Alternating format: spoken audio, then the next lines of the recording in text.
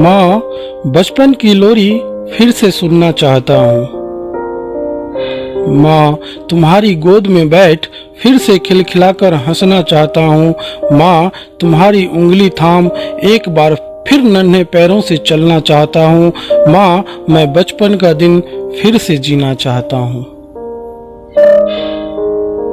माँ, तुम्हारी आंचल की छाँव में हर पल हर लम्हा बिताना चाहता हूँ।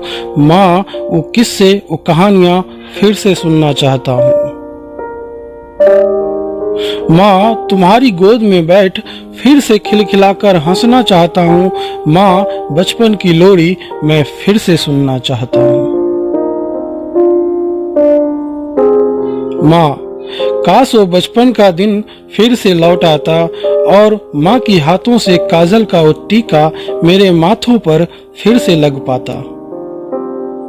हे जननी, हे जननी, निशब्द हूँ तुम्हारी रचना पर माँ,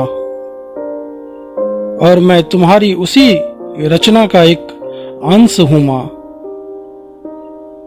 माँ, बचपन की लोरी फिर से सुनना चाहता हूँ माँ।